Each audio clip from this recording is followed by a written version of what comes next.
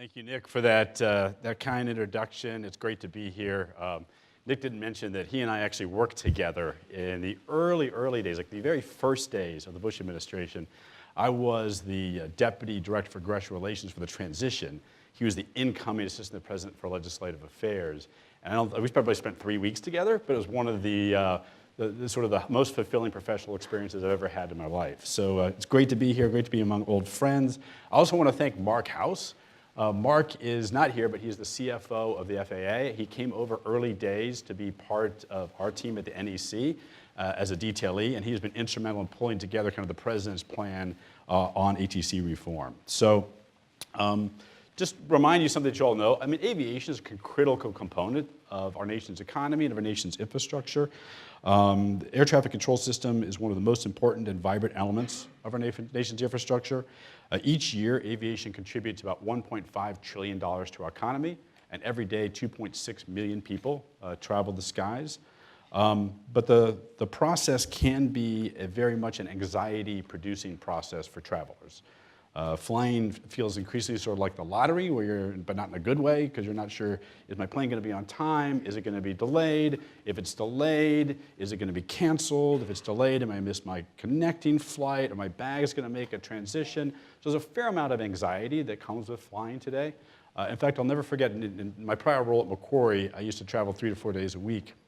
And once I was sitting on an airplane, and the lady sitting next to me, the pilot had been announcing, that there's going to be a delay, there's going to be additional delay. He announced the last 15 minutes, we're going to be another 15 minutes delay, and she broke down in tears because she was now going to miss her connecting flight for the funeral of her best friend, right? And so we've all sort of been there and frustrated with the timing of flying, and ATC reform is not going to fix this problem, but the president thinks it's the most important thing we can do to take a step in the right direction. So we need to start somewhere. And reforming the air traffic control system is the right place to start.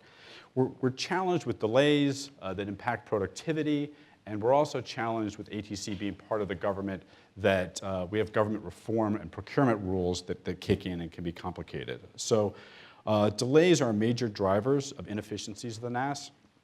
Airlines for America, in fact, this group calculates that in 2016, there were almost 500,000 delays, averaging almost an hour each, representing an overall cost of $1.8 billion to passengers. So passengers are losing $1.8 billion a year, attributable just directly to delays. Short delays are vexing and can be complicated, but sometimes these delays can ripple out if they're longer and affect entire regions. The New York airspace is a good example of this, where that entire airspace can start slowing down as a result of longer delays. And that results in lost productivity. So let me point out also that one of the challenges we have with the current system, the fact that it's embedded in FAA, is FAA is obviously a government agency, and like every government agency has to comply with procurement rules, and these procurement rules can be very, very long.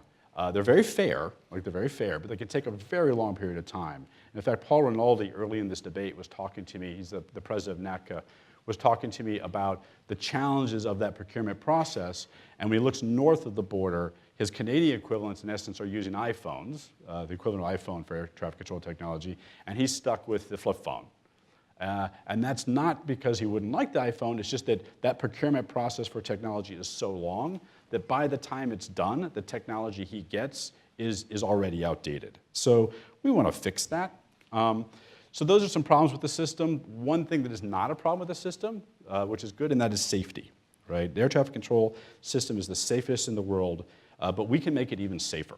And ATC reform would make it even safer because we would be separating the operator from the regulator. In most industries, we don't have an operator and regulator in the same institution, and we think separating those out, albeit the fact that airline travel is extremely safe today, would make it even safer. So what we want to do is we want to have reform that fixes these problems. And so we want to pursue next-gen technology without a budget challenge, right? Delays can be reduced and productivity improved by technology, but an air traffic control operator needs access to stable and sufficient funding to make those improvements.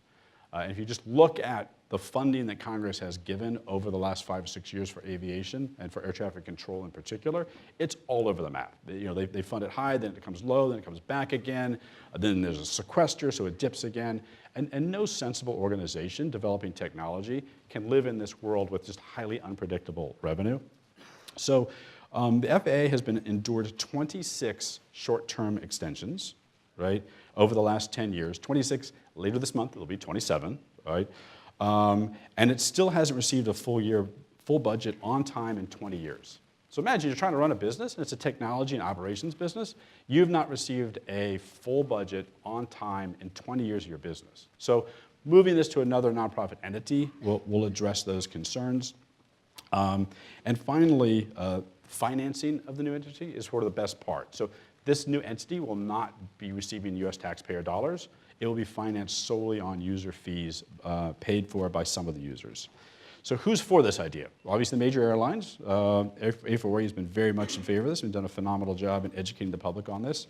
The largest union representing air traffic controllers.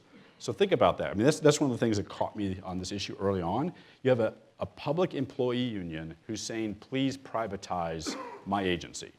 I can't think anywhere else in the country where a public employee union is saying, hey, listen, things are so bad right now. And I don't mean to make the FAA sound like they're underperforming. The FAA is doing a phenomenal job, given the constraints that they're under. But still, its performance is so below where it could be that the public employee union is saying, let's privatize this. So pilots are for it, businesses are for it, passengers are for it, and the last 3 CEOs of the FAA Air Traffic Control Organization is for it. This is not a new idea. This, I think, initially was put forward by Dorothy Robine in the Clinton administration, so it's been around for decades. It's been supported by both Republicans and Democrats. It's not a partisan idea. But we're excited because no other time in history have so many things lined up in favor of this proposal. So obviously the president is very much in favor of this. We had a special event in the White House where he signed the principles that we transmitted to the Hill calling for air traffic control reform.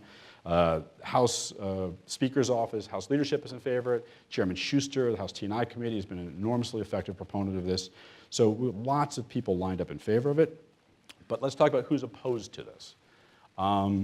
Corporate jets and general aviation oppose reform out of a fear of having to pay additional fees or losing access to airspace and airports. So I grew up in this area, and so I know Washington well. And this is one of the things I love about Washington. So you have an idea, and the people that are paying for the new idea like it, and the people who actually aren't incurring a cost don't like it. And I can't imagine anywhere else where we're going to have a brand new system, someone else is going to pay for it, but the business jets are still opposed to doing this. And so it's been a bit of a mystery as to why that's the case, because we had a whole series of meetings with general aviation collectively and individually, essentially asking them on behalf of the president, what is it that you would like to see as part of our proposal that would make you feel comfortable? And there were 2 concerns they had. They were concerned about access to airspace, and they were concerned about fees.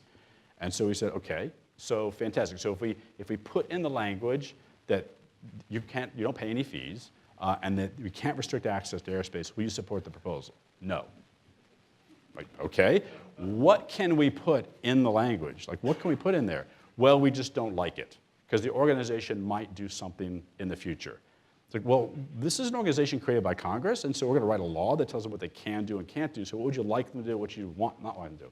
We just don't like the concept. So we could literally never get past that feedback loop.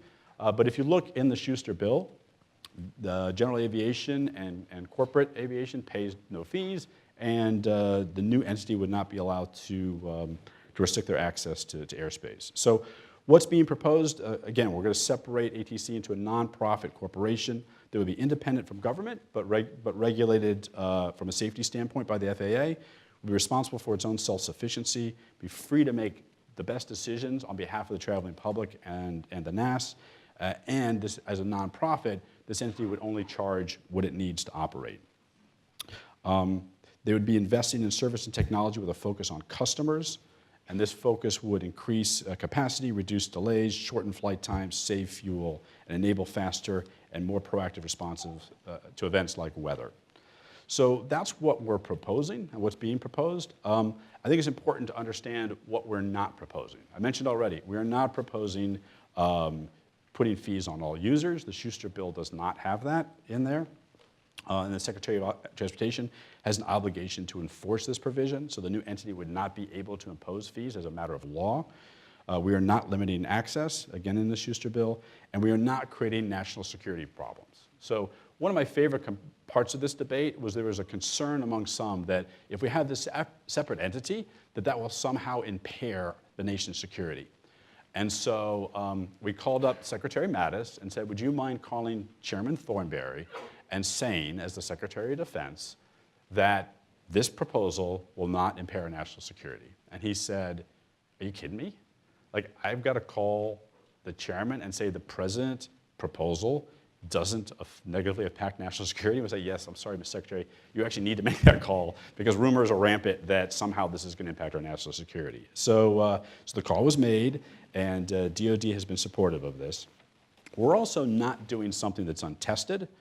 Our neighbors to the north, NAV Canada, blazed a similar trail 20 years ago, and for many of the same reasons we are experiencing today. And by the way, general aviation is alive and well in Canada today. NAV Canada has streamlined their operation, recapitalized their system, made a number of very beneficial changes, but most importantly, and I think this is really important metric, today their rates are 3% lower.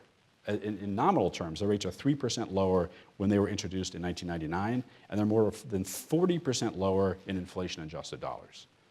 So in real dollars, the rates in Canada today are 40% lower, yet we're concerned about utilizing this tool here in America because we're concerned about maybe irrational fees being kicked in. So it's also important to note the Schuster bill does not restrict AIP or EAS funding. So I think the chairman has done a phenomenal job of listening to all parties, of shaping this package in a way that addresses all legitimate concerns. In fact, last night I was talking to the Speaker's office, and it looks like the vote count in the House is looking very, very good. And then when we get into the first couple weeks of October, there'll be a vote, and anticipating right now that will be successful in the House. So this is really all about improving the customer experience, as Nick mentioned. Air traffic control is a 24/7, 365-day operation. Government is just not simply structured to keep up with technology for procurement and for budgetary reasons I touched on earlier. Incremental reform inside the government has tried, but been tried with mixed results.